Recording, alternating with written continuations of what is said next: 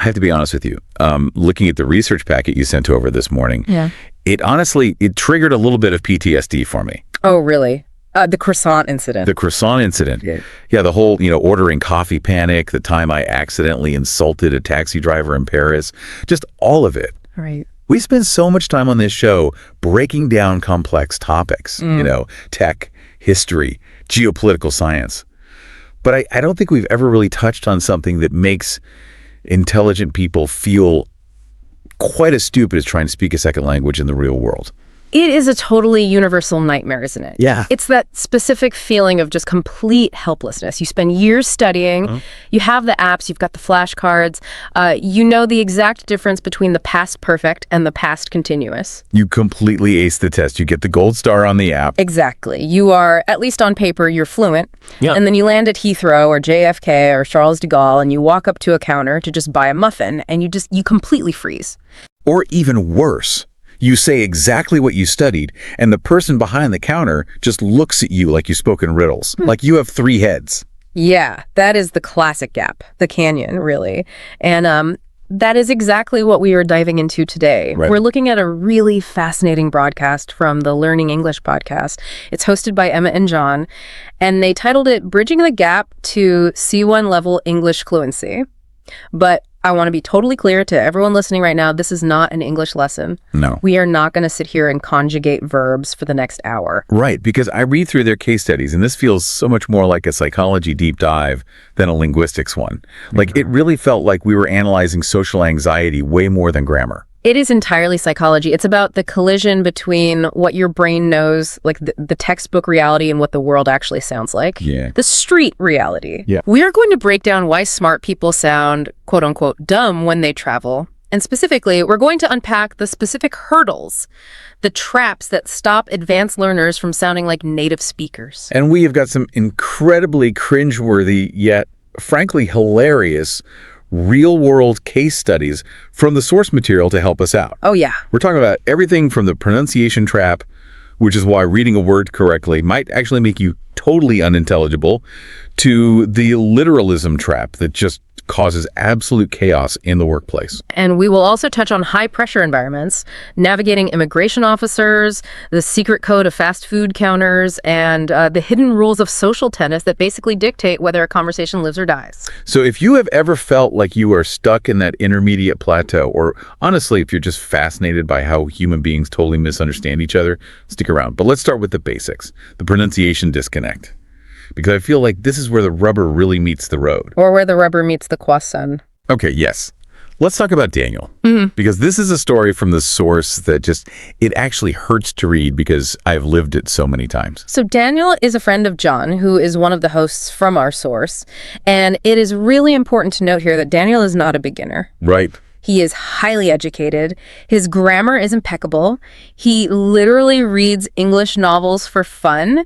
So he visits New York City for the first time, the Big Apple, and he decides to start his day with a classic breakfast. He walks into a cafe. He's feeling confident, chest out. He has probably rehearsed this order in his head like 5 times while standing in line, because that is exactly what I always do. Okay. Just muttering, okay, large coffee croissant, large coffee croissant, don't mess it up. Oh, absolutely. The internal monologue is just running wild. So he steps up to the counter and he orders a coffee and a croissant. Croissant. Right. He pronounces it with the perfect original French inflection. You know, the soft N, the stress at the very end. Croissant. Well, because it's a French word. Technically, yeah. So he is right. Like factually, he is correct. He is historically, etymologically, and linguistically correct regarding the absolute origin of the word. But the cashier, she just stares at him. Dead silence. That is the worst feeling in the entire world. Just that silence that stretches on for an absolute eternity. The cashier says, sorry, what was that? And Daniel immediately starts sweating. He repeats it. Croissant. Ah. Still nothing. Just a blank look. And finally, a bystander in line, who's probably sensing the massive awkwardness radiating off poor Daniel, leans in and translates. Yeah. He tells the cashier he means a croissant. Croissant. With that hard American R and the really hard T at the end. It just sounds so aggressive compared to the original French. The cashier goes, croissant. Why didn't you just say so? See, that is maddening to me, because Daniel failed not because he didn't know the word, but because he actually knew it too well. Like, isn't there something fundamentally broken about that interaction? This is the first major insight from the deep dive, and it totally challenges how we think about the concept of being right. There is a massive difference between accuracy and intelligibility. In a classroom, you are graded entirely on accuracy. Did you say the word correctly based on its origin and spelling? Daniel gets an A+ there. But in the messy, loud, fast-paced ecosystem of a New York cafe, you are graded on intelligibility. Does your sound wave match the sound wave the cashier expects to hear? Right. In that test, Daniel gets an F. But isn't that, I don't know, a bit arrogant of the listener? Like, to expect the foreigner to essentially butcher the word just to be understood, why can't the cashier just meet him halfway? It definitely feels that way, doesn't it? But we have to look at how the human brain actually processes language in real time. We don't hear individual letters. We hear the shapes of sound. We hear rhythm and stress. Interesting. When a New Yorker hears croissant, their brain is mapped to hear croissant. The stress is heavy on the first syllable. There's a hard T. When Daniel says croissant, the stress is at the very end. The T is completely gone. So to the cashier's brain, those are two entirely different words. It's like he walked up and said shoe when he really wanted a hat. Wow. So her brain didn't even register it as a variation of the same word. It just registered it as random noise. Exactly. It's a cognitive mismatch. And this leads to what the source calls the pronunciation trap. And advanced learners actually suffer from this the most because they are actively trying to be cultured. They are engaging in what sociolinguists call hypercorrection. Hypercorrection, that sounds like a medical condition. It really does, but it's a linguistic term. It's when you apply a rule so strictly that you actually deviate from how native speakers really talk in the wild. You know, you are trying to be more Catholic than the Pope, so to speak. Yeah. You're trying to be more French than the actual Americans around you are. So the lesson here, and it's kind of a weird one, is that to be fluent, you actually sometimes have to be wrong. You have to be locally right. Fluency is not a fixed state. It's totally adaptive. If you are in Paris, croissant is fluent. If you are in Brooklyn, croissant is gibberish. The C1 learner, the truly advanced learner, is the one who spots that difference and switches codes immediately. That's distinct from just having a thick accent, though, right? Yeah. Because an accent is just how you naturally speak. Yes. An accent is involuntary. This is about phonemic awareness. It's about realizing that English is a stress-timed language. We eat our vowels constantly. We smash words together. Daniel was likely enunciating every single syllable perfectly. I would, like, équa, son. Which just sounds robotic. It sounds like a bad text-to-speech generator. It sounds completely artificial. The source material emphasizes this specific lesson pretty heavily. Listening to how locals actively butcher words is actually far more vital than memorizing the precise dictionary definition. You have to learn the lazy version of the language to survive. Yeah, I really like that, the lazy version. It reminds me of people trying to say water in the U.S. versus the U.K. Oh yeah, the classic water versus water debate. Right, like if you go to a loud dive bar in Texas and ask for water with a super crisp tea, you might get a blank stare too. You very well might. And this brings up a much deeper psychological point that the source touches on. Why did Daniel freeze? Why was it so traumatic for him? Why didn't he just point at the pastry case and say, that one? Because he felt exposed, I assume. Because he felt his dignity kind of crumbling in public. It's the affective filter. Okay, you're throwing terms at me now. The affective filter. It's a foundational concept from a linguist named Stephen Krashen. Basically, it's this emotional wall that goes up in your brain when you are stressed or anxious. When the cashier said, "What?" Daniel's anxiety spiked immediately, the filter went up. And his brain just shut down. Exactly. Access to his vocabulary was completely cut off. Even if he logically knew the word croissant somewhere in his head, he probably couldn't access it in that split second because he was essentially thrown into fight or flight mode. So the cashier looking confused isn't just an awkward social moment. It's a literal neurological blocker. Precisely. Which is exactly why the source suggests that exposure isn't just about learning new words. It's actually about desensitizing yourself to that specific fear. You have to be okay with the cashier looking confused. You have to be okay with repeating yourself. That is so much easier said than done, though. Oh, it's incredibly hard. It requires a kind of ego death, honestly. You have to accept looking foolish just to get the pastry. Accept looking foolish to get the pastry. I think that applies to a lot of things in life, honestly. It really does. Okay, so that is the physical act of speaking. But what about when the words themselves, like the actual definitions, betray you? because the source moves from the cafe to the office, and honestly, the stakes there are way higher. Yeah. You mess up a pastry order, you go hungry for an hour, you mess up in the office, you look incompetent to your boss. This is where we enter the literalism trap. And for my money, this is where the English language gets really mean. How so? It's deceptive. English absolutely loves idioms. We love to speak in code, and we don't even realize we're doing it half the time. We speak in metaphors constantly. The source introduces us to another Emma. Let's call her Cousin Emma. Yeah. Just to distinguish her from the host of the original broadcast. Right. So Cousin Emma moved to Canada. She is working a corporate job. She's smart. She's capable. And one day her manager walks up to her desk and says, "Hey, Emma, I need you to touch base with Mike about the new project." Touch base. Now, to you and me, that is just meaningless corporate filler. It literally just means go talk to him. But put yourself in Cousin Emma's brain for a second. She is processing this instruction, literally. She hears the verb touch. She hears the noun base. Is she thinking baseball? She probably doesn't even know the baseball reference. She's just thinking about the literal verb to touch, making physical contact. And base, maybe the bottom of something, a foundation. So she's standing there wondering if she needs to physically tag Mike or like touch his actual desk. Or meet him at a specific physical location called the base. The mental image is totally absurd. And because it's absurd, she freezes again. She cannot parse the instruction. And that's the gatekeeping aspect the source mentions, right? Yes. Business English is essentially a tribal dialect. Phrases like touch base, ballpark figure, step up to the plate. Have you noticed how many of those are sports related? Now that you say it, yeah. I never really thought about that. They're almost all team sports terms. Specifically baseball and American football. Yeah. Using them naturally signals that you are a team player. You are part of the in-group. You're part of the tribe. When Cousin Emma doesn't understand touch base, she isn't just missing a dictionary definition. She's failing a subtle cultural test. She's accidentally signaling, I am not one of you. That is brutal. It's like a secret handshake that nobody told you about. It really is. And textbooks rarely, if ever, teach this. Textbooks teach, please contact Mike. They don't teach touch base with Mike. There was another example on the source that I found genuinely sweet, but also kind of sad in a way. A student named David, who's living in London. Ah, yes. David in the wrap-up. Right. So his boss says to the room, "Okay, everyone, let's wrap things up." Yeah. And David gets genuinely excited because he thinks there are presents. Wrap means paper and tape and ribbons. He genuinely thinks it's someone's birthday or there's a gift exchange. Imagine the disappointment. He is looking around for the cake, and everyone else is just packing their briefcases to go home. And the utter confusion. He is looking for scissors and his boss is looking for the door. So how do you fix this?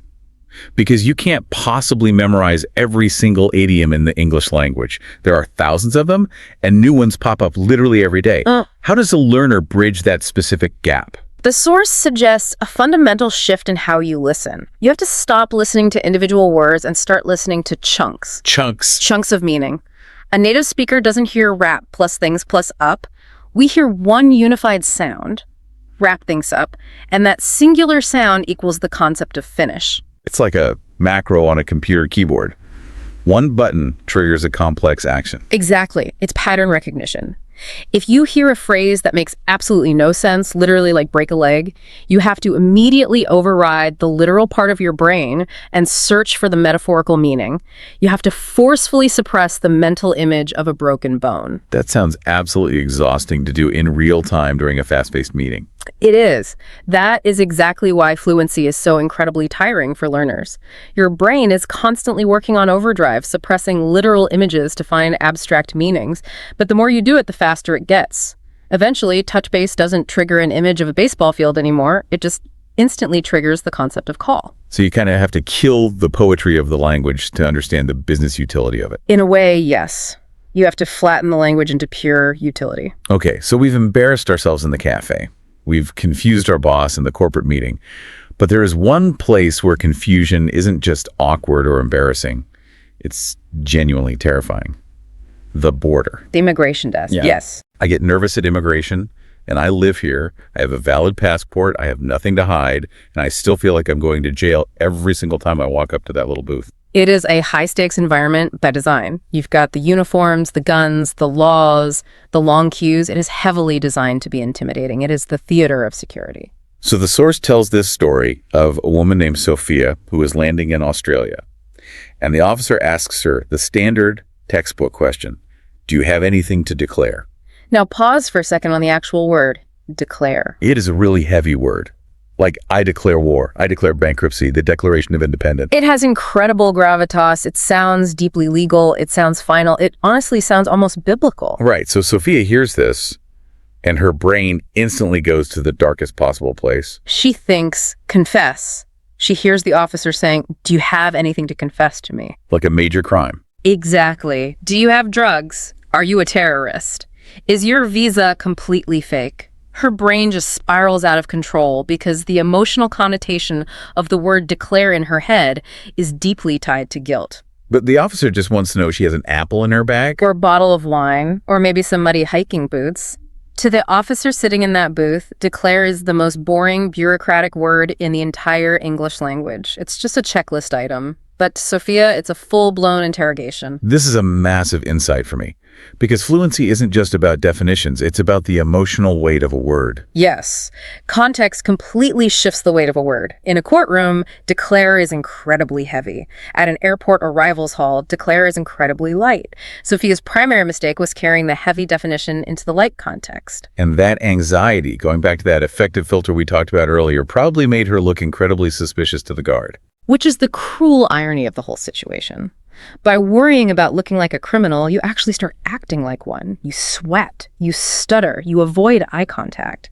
And then the officer does start looking at you differently. He's thinking, why is this woman so insanely nervous about declaring an apple? So the advice here isn't just learn the word, it's really learn the room. Exactly. Read the room, look at the officer. He's bored, he's tired, he's been there for 8 hours. He is not hunting you. He just wants to process the line and go home. If you truly understand the human context that this is a mundane bureaucracy, not a criminal trial, the word declare totally loses its power to scare you. You know, speaking of processing the line, that actually brings us back to the concept of speed. Because whether it's the airport security line or just a busy cafe in London, the speed of native English is, well, it's almost violent. It's pure velocity. It's a barrage of sound. The source calls it the speed barrier. And this is basically where grammar just goes to die. R.I.P. grammar. It really doesn't survive contact with the real world. Because in school, you learn these beautiful, perfectly constructed full sentences. Good morning, sir. I'd like to purchase a cup of coffee to take away, please. Which is lovely. It's very polite. It's beautifully structured. But if you say that in a busy London cafe at 8 a.m. on a Tuesday, people in line behind you will actually hate you. You are taking way too long. You are wasting precious time, and the barista certainly isn't going to respond with, certainly, sir, would you like that for here or to go? No. They just mumble at you.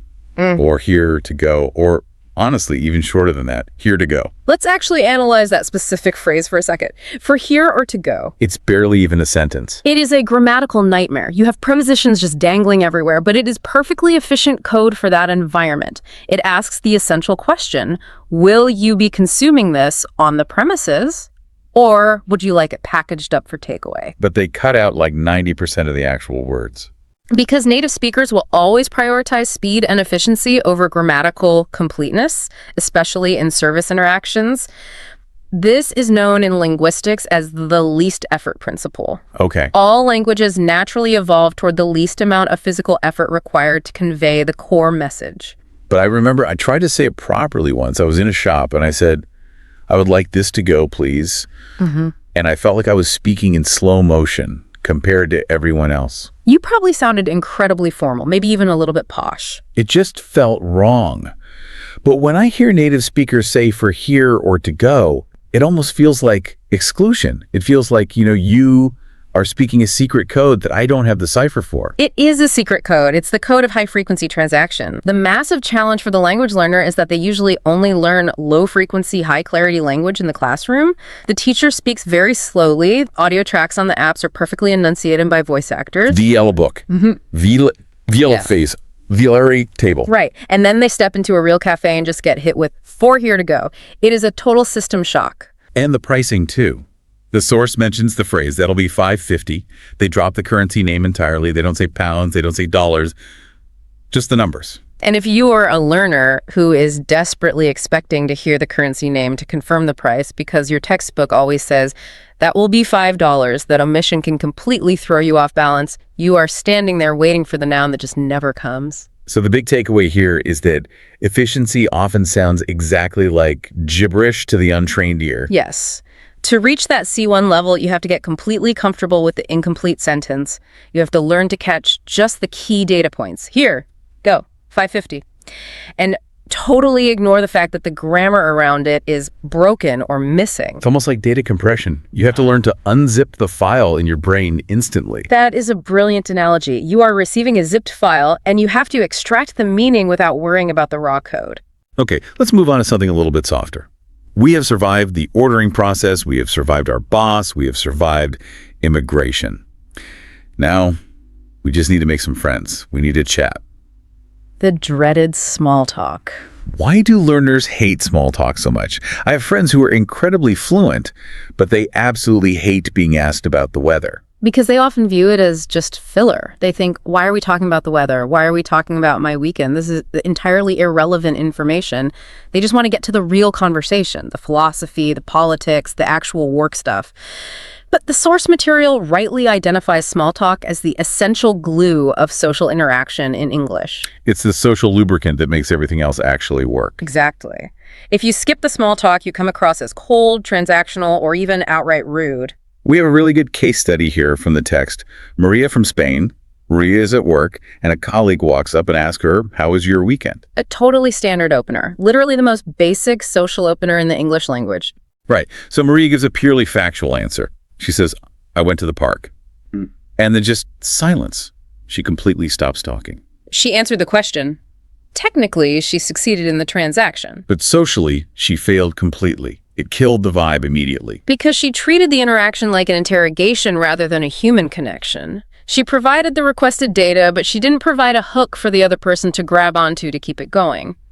This actually relates to Grice's maxims of conversation. Oh, here we go. Another linguistics lesson. Just a really small one, I promise. Paul Grice had these fundamental rules for how conversation works. One of them is the maxim of quantity. Basically, give enough information, but not too much. Maria definitely gave too little. But more importantly than that, she violated the unwritten social contract of reciprocity.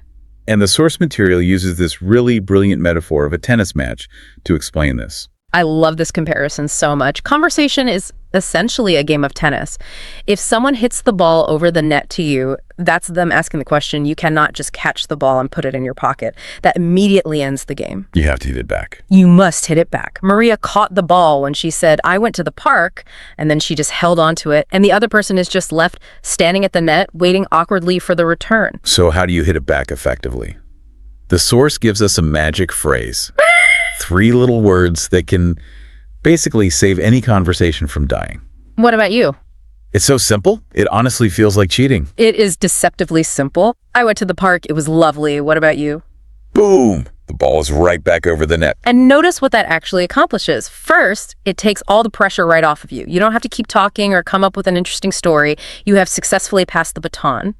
Second, it shows genuine interest. It tells the other person, I care about your experience, not just my own. And that completely differentiates a beginner from an advanced speaker. A beginner just answers questions. An advanced speaker actively builds connections. That is the core difference. The beginner is hyper-focused on mere survival, getting the grammar right, remembering the vocabulary. They are suffering from what psychologists call the spotlight effect. They think everyone in the room is judging their verb conjugation. But really, nobody actually cares about your verbs. They only care about if you're nice. Exactly. The C1 speaker is focused on the relationship, not the mechanics. And what about you is the absolute easiest tool to shift that focus outward? I feel like I need to use this more even in my own native language. Sometimes I realize I just talk about myself way too much. We all do. Conversational narcissism is a very real trap for native speakers too. What I'd use is the cure for that. Curiosity is a linguistic skill. I really like that phrasing. Curiosity is a linguistic skill. Now, sometimes conversation isn't just friendly tennis. Sometimes things actually go wrong.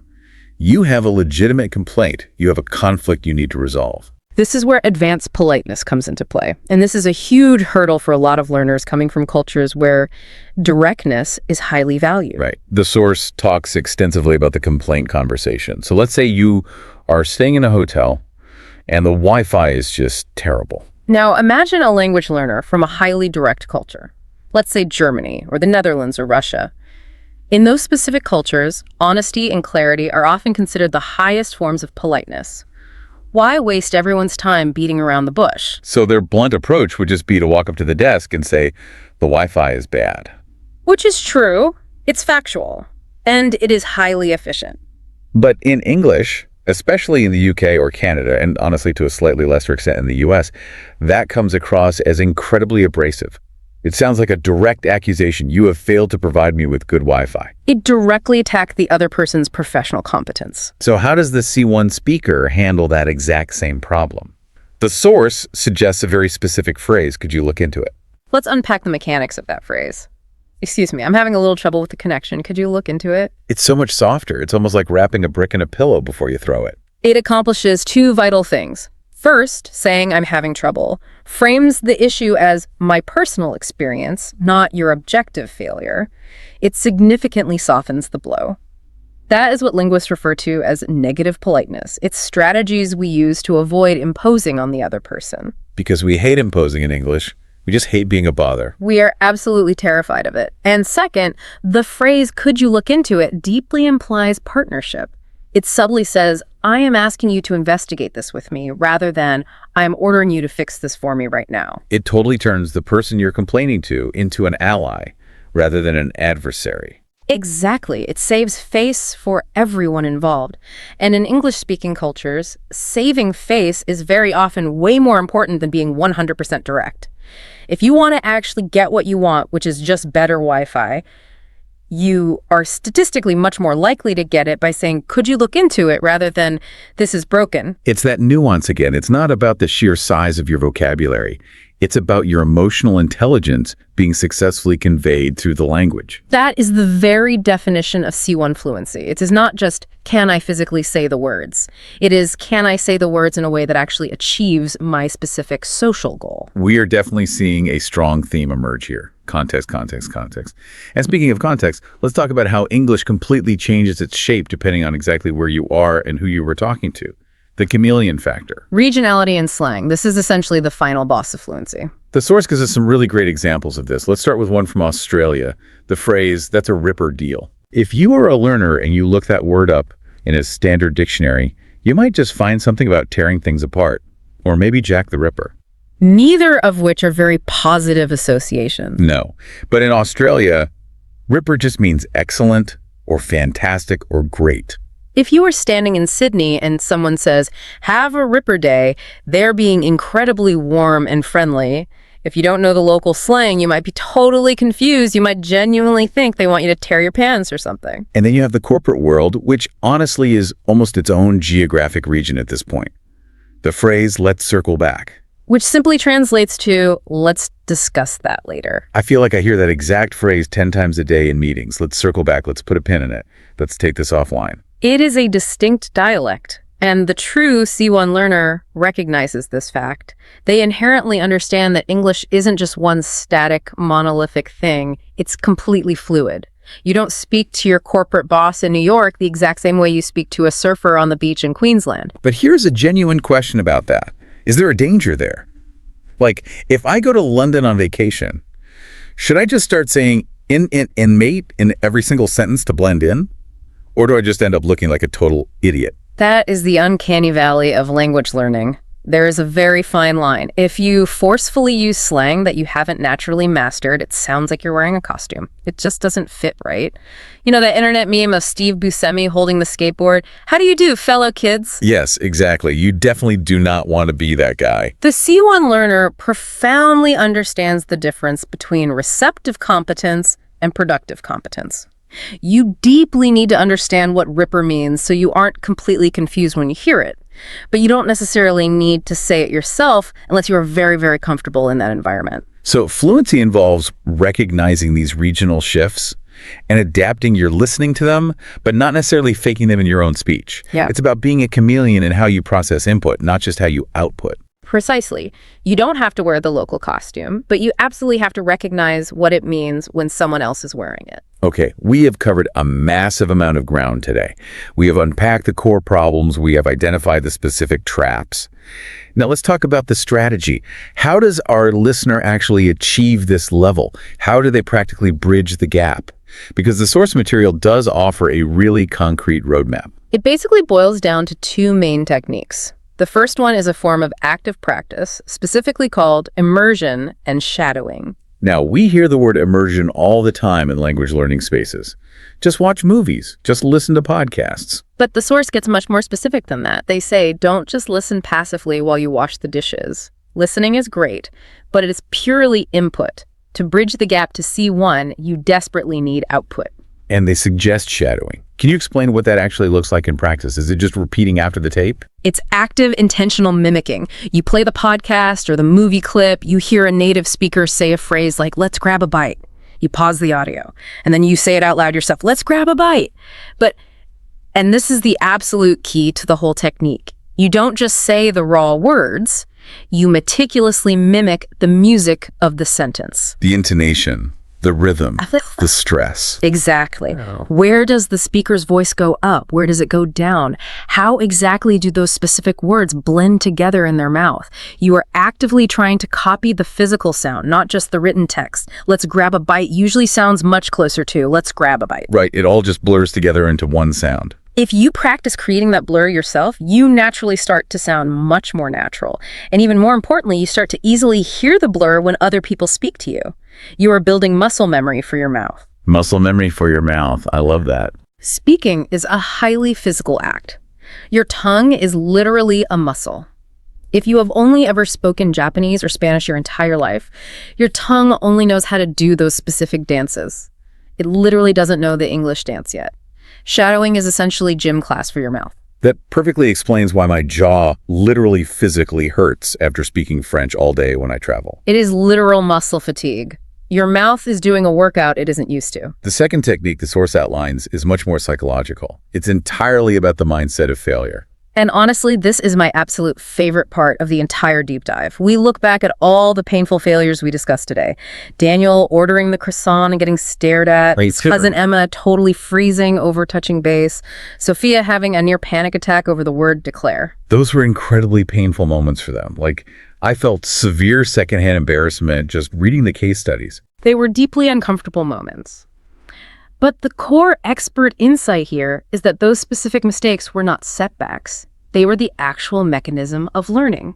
Daniel will never, ever forget how to pronounce croissant in a New York cafe again.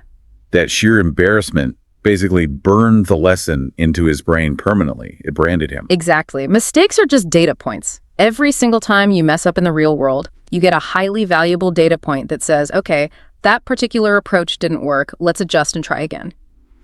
If you are too paralyzed by fear to speak because you might make a mistake, you are completely cutting off your own data stream. You simply aren't learning.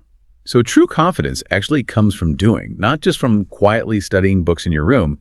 You have to be totally willing to be the guy who embarrassingly orders the croissant, so that one day, eventually, you can be the guy who effortlessly orders the croissant without thinking about it. Precisely. Perfection is the absolute enemy of fluency. You have to be completely willing to be imperfect in order to get good. This is the ultimate growth mindset applied to linguistics. That is such a deeply liberating thought, honestly. You don't have to be perfect. You just have to get in the game. You have to be out on the court, actively swinging the racket, even if you totally miss the ball sometimes. So let's wrap things up. And to clarify for David in London, finish the discussion, not literally wrap gifts. Look at you, you're doing it. You're using the chunks naturally. We have journeyed all the way from the croissant pronunciation panic to the ripper Australian slang. And I think we have clearly seen that C1 fluency is about so much more than just the sheer size of your vocabulary. It's entirely about cultural context. It's about deeply understanding that the drive for efficiency shapes the language in cafes. The need for politeness shapes it during conflicts, and the human desire for connection shapes it in social settings. It's about taking the time to understand the human context behind the words. It's about the nuance. And it's really about forcibly breaking the habit of literal word-for-word translation. You have to stop looking at the individual words as isolated bricks, and you have to start seeing the whole building. Here's a final, slightly provocative thought for you to just mull over. We talk so much on this topic about speaking correctly. But maybe the ultimate goal actually isn't to sound exactly like a grammar textbook. Maybe the real goal is to just sound like yourself, but in English. To be able to fully express your own unique personality, your specific sense of humor, your natural empathy without the mechanics of the language constantly getting in the way. That really is the ultimate definition of fluency. It's when the language itself becomes completely transparent and it's just you genuinely connecting with another human being. It's when that heavy, exhausting translation layer finally disappears. So, here is our specific challenge to you for this week. The very next time you are in a conversation, whether that's in English or even in your own native language, think critically about the tennis match metaphor. Are you just catching the ball and holding it? Or are you actively hitting it back over the net?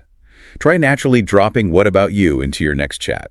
Just see how it completely changes the dynamic. Be aggressively curious. And seriously, don't be afraid to order the croissant, even if you get it completely wrong. Honestly, especially if you get it wrong. Thanks so much for joining us on this deep dive. We will catch you in the next one. Goodbye.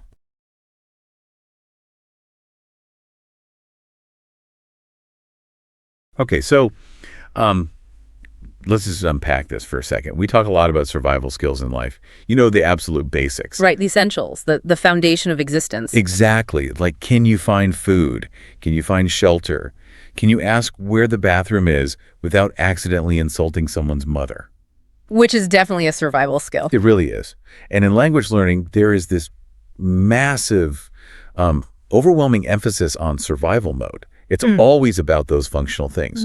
Can you order the coffee? Can you catch the flight? Can you understand the directions to the museum? Yeah, and look, that is important, obviously. Oh, absolutely important. If you can't do that, you're going to have a very difficult trip. You might end up in the wrong city with no catch. It's just a disaster in itself. A total disaster. But here is where it gets really interesting, I think. What happens after you survive? Well, that's the critical question, isn't it? Because survival isn't the same as living. It's functionally existing, but it isn't thriving. No. And that is the huge, often unspoken gap we're getting into in today's deep dive. We have a really fascinating set of sources today, specifically a detailed transcript from a session on mastering nuance. It's about advanced professional and social English interaction, featuring insights from these two linguistic guides named John and Emma. And their whole thesis is so compelling. It's all about moving from that survival mode, that frantic state of just trying to be understood, to actually thriving. It's a crucial distinction. Yeah. Because when you look at the data on language proficiency, there is this plateau that so many people hit. They get to what we call the B2 level, the intermediate. Right. They can function, they can do the job, they can sit in the meeting, but they feel exactly stuck. How though? I mean, describe that feeling for me. What does that look like for someone? It's like being stuck in a transactional state. They can exchange information, but they can't quite convey their personality. They can say, I disagree, but they can't do it without sounding harsh or abrupt. Oh, I see. So it's very black and white? Exactly. They can say, I am happy, but they can't make you feel their joy. So they end up feeling like a simplified version of themselves.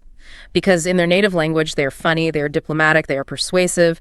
But in English, they are just operating the machinery of the language. Operating the machinery. I like that. So today's deep dive is really about that specific jump, that bridge from B2 to C1 proficiency. It's about the soft skills of language. Tone, diplomacy, texture. Precisely. It's about stopping that exhausting process of translating every single word in your head and starting to actually feel the rhythm of the interaction. I love that phrasing, by the way, feeling the rhythm, because that is exactly what it feels like when you watch a native speaker. It's a dance. It's not just data transfer. There's a real musicality to it. And today we're going to break down the steps of that dance. We're going to look at how to navigate a high-stakes meeting without getting fired. How to switch personalities between an email and a text message, which, by the way, is an absolute minefield. Oh, a total minefield. And we'll look at how to tell a story that actually makes people want to listen to you. And this matters so much. I want to be very clear to everyone listening right now. This isn't just about grammar rules. This is about social signaling. All right. It's about professional competence. If you use the wrong tone in a negotiation, you don't just make a grammar mistake. You might lose the deal entirely. You might alienate a colleague. Or if you use the wrong tone at a dinner party, you become the person everyone avoids Yeah. because you sound like a robot, or worse, like you're shouting at them. Exactly. It is entirely about the flexibility to shift identities, to be the boss in one moment and the friend in the next. It's about nuance. So let's jump right into the deep end here. Yeah. The workplace. The source material spends a lot of time on this, specifically the dynamics of a meeting. Now, you have all been there. You are in a meeting. You have this incredible idea, maybe the solution to the whole problem, but there is that one person. The dominator. The dominator. Yeah. They just will not stop talking. They are filibustering the entire meeting. And you are sitting there, the clock is ticking, and you need to get a word in. Right. Now, if you are in survival mode, your brain might just say, well, speak now. So you might just say, stop talking. I want to say something. Which functionally is correct. English, subject, verb, object, it conveys the meaning perfectly. But socially, It's a disaster. a complete disaster. You've just committed a major status violation. And this is exactly where the nuance comes in. The source highlights the need for a softener. You need a linguistic wedge to open the door without breaking it down. Because you can't just barge in. You have to slide in. Exactly. So let's look at the specific phrases the source material recommends. One of the big ones, and I hear this all the time, but I never realized how strategic it was, is, can I just jump in here for a second? Let's really analyze that one because there are three distinct things happening in that short sentence. First, we have jump in. It's a phrasal verb. Right. And phrasal verbs always signal a more natural native flow compared to Latinate words like interrupt or interject. But look at the imagery there. Jump in implies a moving stream. You aren't stopping the flow. You are joining it. Oh, that's a great visualization. You aren't building a dam. You're just swimming alongside the current. Exactly. Second, look at the construction itself. It's a question, can I? You aren't taking the floor by force. You are asking permission to join the floor. You are validating the current speaker's authority even as you actively disrupt them. And the third thing, The word just, can I just jump in? it's such a funny word in English. We use it to minimize things, right? Like, I'm just saying, or I'm just wondering. Exactly. It's a minimizer. It signals to the room that this disruption will be small. It will be quick. It says, don't worry, I'm not hijacking the meeting. It significantly lowers the threat level. Because if you say, I need to speak, that's high threat. Very high threat. But Right. can I just jump in? Is low threat. It validates the person speaking, right? It says, I hear you and I want to join you, not I want to replace you. Exactly. It's a strong collaboration signal. And the other phrase mentioned in the source is equally powerful. I'd like to add something to that point. Oh, wow. Yeah. Again, notice the connection there. You aren't changing the subject at all. You are adding to that point. You are explicitly claiming that you are building on what the dominator just said. That is such a psychological trick. Because you might be about to pivot the conversation completely. You might be about to disagree with them entirely, but you frame it as an addition. You're stroking their ego while quietly stealing the microphone. In a way, yes, it is a trick. It's permission-seeking as a politeness strategy. In many English-speaking corporate cultures, especially the UK, the US-Canada direct interruption is seen as incredibly aggressive. Right. So by using these softeners, you signal that you respect the hierarchy and the flow of conversation, even as you disrupt it. Okay, so let's say you've interrupted successfully. You have the floor. All eyes are on you.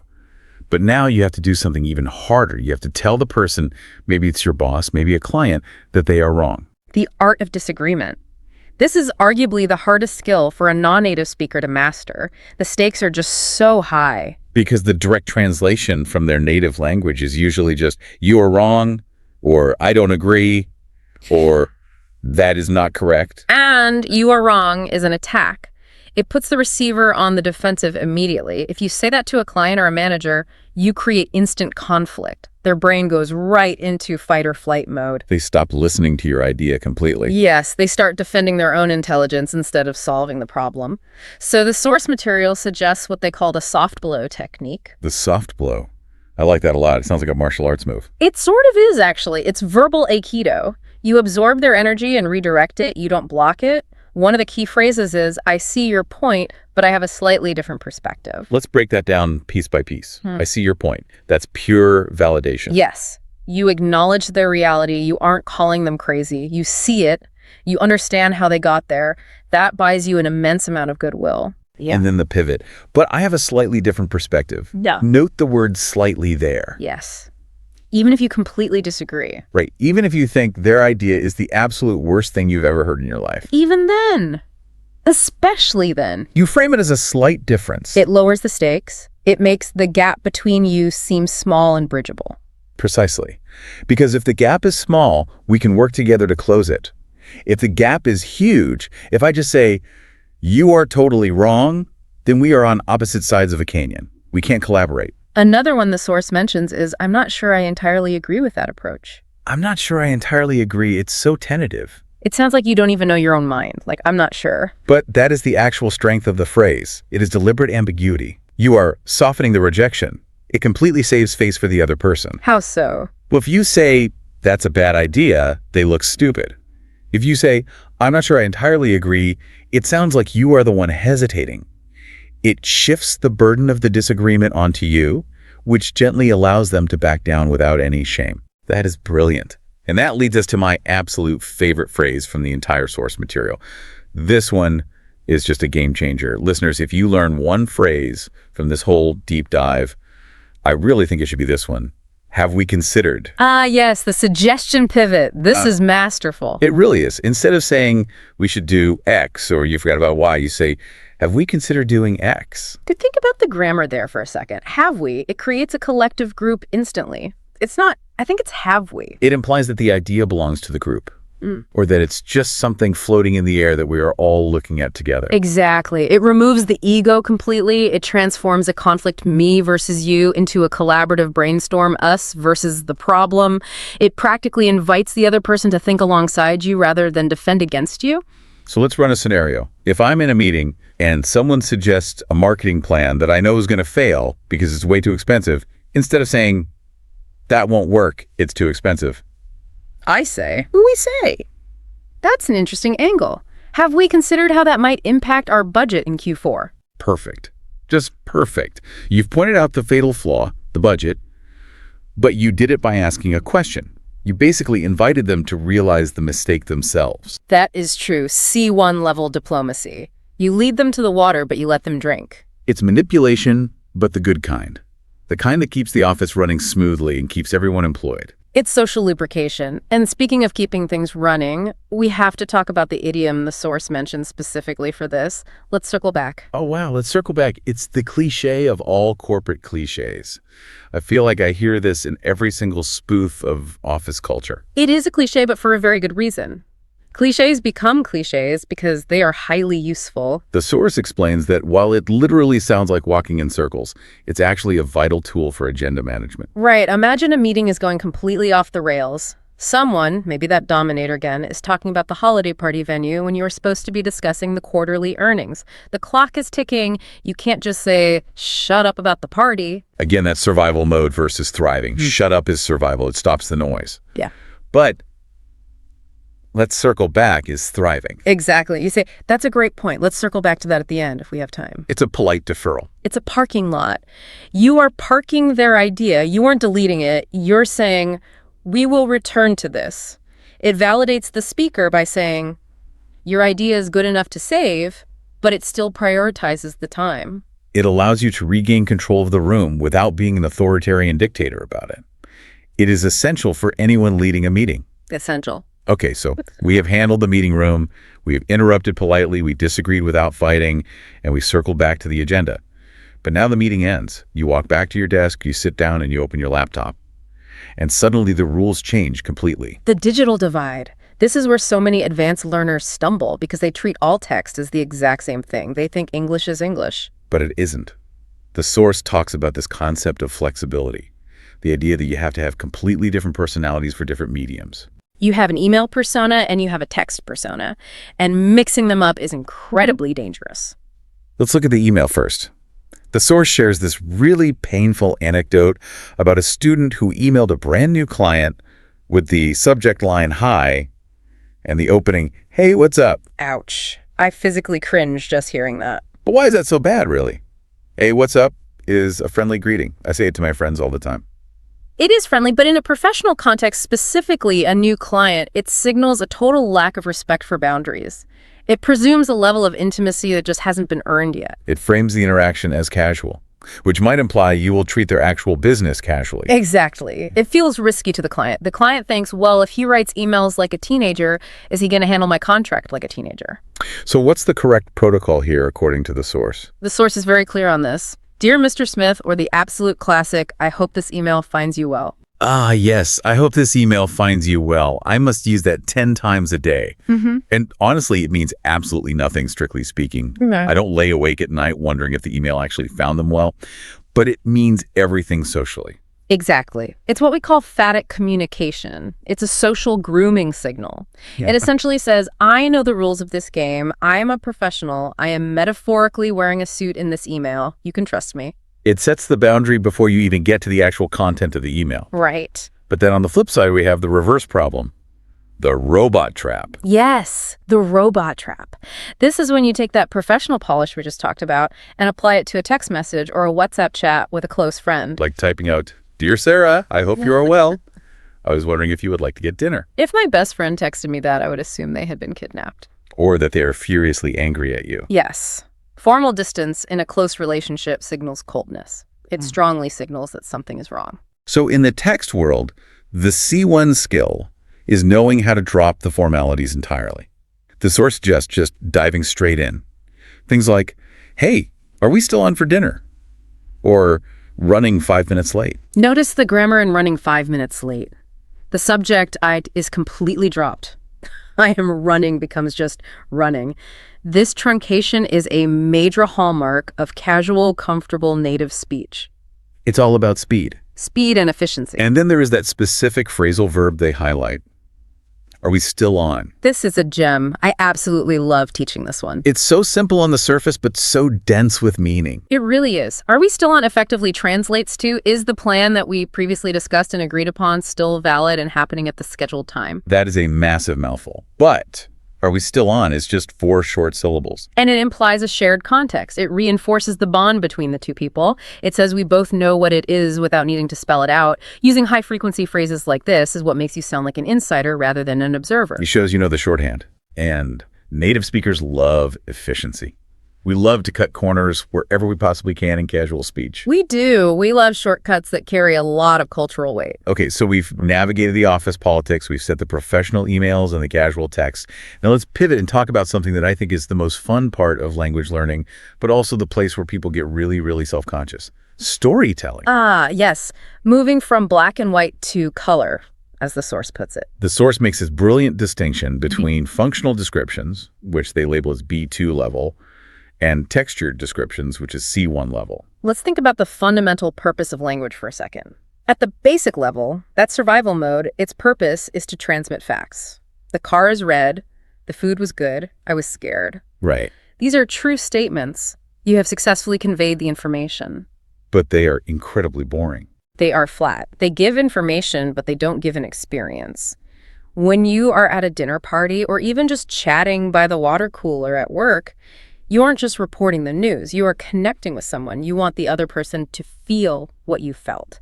And to connect like that, you need sensory details. So instead of just saying, the food was good, the source suggests things like, the flavors were rich and spicy, or it was a real feast for the senses. A feast for the senses. That's a beautiful phrase.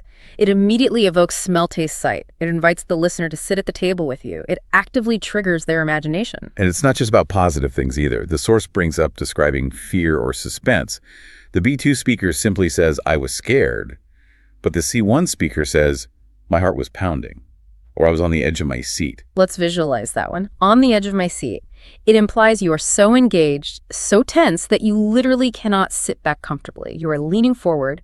It conveys a physical bodily reaction to the emotion. And that triggers mirror neurons in the listener, right? Like if I say I was scared, you just process the word scared as a pure data point. But if I say my heart was pounding, you might actually feel a little thump in your own chest. You feel the rhythm of the story. Exactly. You are transferring the emotion itself, not just the label for the emotion. That is the absolute essence of advanced communication. You are manipulating the listener's state of mind. You're taking them on the journey with you. Now, speaking of descriptions, The source has a very specific warning about the weather, and I actually laughed out loud when I read this part because I have heard this exact mistake so many times from learners. You mean the raining cats and dogs problem? Yes. Why is it that every single textbook from 1980 teaches it's raining cats and dogs as the pinnacle of English idioms? It's an idiom that is technically correct in that it exists in the dictionary, but it is culturally fossilized. Fossilized, that's a really good word for it. It's dead language. If you use it in casual conversation, you signal immediately, I learned English from a very old textbook. Right. No native speaker under the age of 80 really uses that phrase earnestly anymore. It just sounds cartoonish today. So what's the upgrade then? If you're looking out the window and it's pouring rain and we want to sound like a modern natural C1 speaker, what do we say? The source suggests soaked to the bone. Right. We got caught in a downpour and we're soaked to the bone. That is so visceral. I can literally feel the wet socks. I can feel the cold shirt sticking to my back just hearing that. Because it's physical. It describes the consequence of the rain on you, not just the rain falling from the sky. And notice downpour is a much better noun than just rain. It suggests real intensity. It suggests a solid wall of water. This brings up a really important point about vocabulary in general. It's not just about knowing more words. It's about knowing the current words, the words that have life in them right now. Language is a living organism. It evolves constantly. Idioms die and new ones are born all the time. Part of C1 proficiency is having your finger firmly on that pulse. Avoiding the cliches like cats and dogs is honestly just as important as knowing the advanced grammar. You really have to know what not to say. Okay, so we are painting pictures with words. We are avoiding the old, dusty idioms. But here's the reality check. And the source material is very honest about this, which I really appreciate. Even at C1, even if you are an absolute master of the language, you are not going to understand 100% of what is said to you. Absolutely not. And frankly, even native speakers don't understand 100% of what other native speakers say. True. We mumble, we use obscure pop culture references, room acoustics are bad, we talk over each other constantly.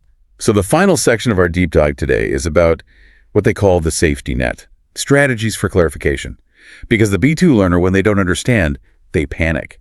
They freeze up entirely. Or they do the nod and smile. The smile and nod. It is the most dangerous maneuver in a business setting. Oh, so dangerous. Because if you agree to a project you didn't actually understand, you're in massive trouble. If you agree to a deadline you didn't clearly hear, you're completely doomed. But people do it anyway because they're ashamed. They don't want to look stupid in front of their colleagues. Right. So what is the C1 strategy for this? The strategy is to manage the gap confidently. Don't apologize for your existence. Don't act like you've committed a crime. Use tactical phrases to get the information you need while maintaining your status in the room. One of the phrases the source highly recommends is, could you elaborate on that last point? This is a brilliant phrase because it serves two distinct purposes. One, it obviously gets them to repeat the information. And usually when people are asked to elaborate, they simplify things. They say the exact same thing, but in different, clearer words. So you get a fresh second chance to understand. Well, what's the second purpose? It actively shows you are interested. You aren't saying, I'm stupid and didn't hear you. You're saying, that was so deep and interesting, I need more detail. Right. You are flattering them while secretly fixing your own comprehension gap. Exactly. You are turning a negative, I didn't understand, into a massive positive, I am deeply engaged in your ideas. And what about when you just genuinely didn't hear it? Maybe the internet connection cut out on the Zoom call, or they just mumbled into their coffee mug. The source suggests saying, I didn't quite catch that. I didn't quite catch that. Notice the phrasing there. It's an active verb, catch. It implies the words were thrown like a baseball and you just missed the catch. It puts the blame on the listener, but in a very technical, non-threatening way. Yes. Yeah. It's not, you are speaking unclearly. It's, my receiver didn't work. It perfectly preserves the social bond between you. It's very low friction, very casual. Sorry, I didn't catch that. And then there's the ultimate safety net for when things have really, really gone off the rails, when you and the other person are just completely talking past each other and nobody understands what's going on. Yes. I think we might be crossing wires. Crossing wires. I absolutely love this visual image. Like an old vintage telephone switchboard where the operator accidentally plugged the wrong cable into the wrong slot. It deliberately frames the misunderstanding as a technical glitch. We are crossing wires. It subtly says it's nobody's fault. We aren't stupid. We aren't bad communicators. We just happen to have a bad connection right now. And what does that do to the tension in the room? It evaporates it completely. It allows everyone to stop, take a breath, reset, and start again without any bruised egos. Oh, we're crossing wires. Let me explain it differently. It's a total reset button. That is so incredibly valuable because I think a lot of learners out there feel like if they don't understand, it's a deep personal failure on their part. But these phrases didn't catch that crossing wires. They normalize the confusion. They treat confusion as a shared problem to be solved together rather than a personal deficiency in the learner. That is a huge, massive mindset shift. It changes you from a student taking a language test to a colleague solving a business problem. So we have covered a massive amount of ground here today. We've gone from surviving the boardroom to navigating the smartphone, from colorful storytelling to troubleshooting our misunderstandings. When you look at all of this together, what is the core theme here? What is the true mission of this source material we've been looking at? If I had to boil all of this down to just one single word, it would be flexibility. The flexibility. Yes. The B2 speaker is rigid. They have one specific way of saying things. They have their textbook English. They use the exact same tone for the CEO and the bartender. Which we established is a bad idea. A terrible idea. The C1 speaker, however, is fluid. They know that hey works perfectly for a friend, but dear is mandatory for a new boss. They know exactly when to be direct and when to use a softener, like, can I just jump in? It's essentially about reading the room. It is communicating feelings, not just cold facts. It's understanding that language is a complex tool for social navigation, not just a simple way to order a sandwich at a deli. Now, the source also gives a very practical piece of advice for how to actually get to that level. Because understanding this conceptually is one thing, but doing it in real time is another. They mentioned the shadowing technique. This is a classic, highly effective linguistic training method. The source suggests shadowing exactly this type of content, podcasts, interviews, real, unscripted conversations. Explain shadowing for the listeners who haven't tried it before. It's not just passive listening. It's actively repeating what you hear as you hear it, or maybe just a split second after. You try to mimic absolutely everything, not just the literal words. So you mimic the speed? The speed, the intonation, the emotion, the pauses. If the speaker laughs, you laugh. If they whisper, you whisper. So you aren't just reciting words from a page, you are basically acting. You are adopting the persona of the speaker. You are training your mouth muscles and your brain to physically feel that rhythm we talked about way earlier. It feels a little weird at first, I won't lie, but it is incredibly effective. And the source also suggests recording yourself, telling a story about your day, specifically trying to use those highly descriptive C1 words we covered. Right, words like my heart was pounding or soaked to the bone. Exactly. And then you listen to it back. Compare your recording to a native speaker's rhythm. Where's the difference in the melody? Because that is how you actually bridge the gap. It takes effort, but it works. It sounds like it takes a lot of confidence to do that, too, to really act out a language. It does, but you have to remember that confidence comes directly from preparation. If you have these specific scripts ready to go, if you know exactly what to say when someone interrupts you, or exactly how to start that tricky email, you don't have to panic in the moment. You can just calmly execute. And having those scripts ready frees up your brain to actually think about what you want to say, rather than frantically searching for how to say it. Precisely. And that right there is the true definition of fluency. When the language itself becomes transparent and only your ideas remain. You know, this brings me to a final thought for today. We've been talking this whole time about advanced English. But when I step back and look at the skills we discussed today, softening a disagreement, reading the emotional tone of a text message, validating someone before interrupting them, these aren't just language skills. No, they really aren't. They are people skills. Right. I mean, think about it. I know plenty of native speakers who are absolutely terrible at this. I know native speakers who interrupt rudely, who send incredibly awkward emails, who tell boring, flat stories about the rain using terrible cliches. That is a truly fascinating point. You can be a native speaker of a language and still be a fundamentally bad communicator in it. So here's the provocative thought I want to leave all of you listening with today.